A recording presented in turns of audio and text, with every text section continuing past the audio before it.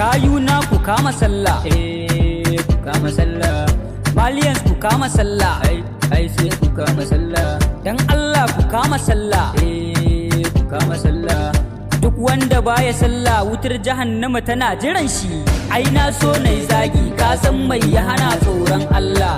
Ita sallah wajibi ne in ba kai to zaka fada matsala.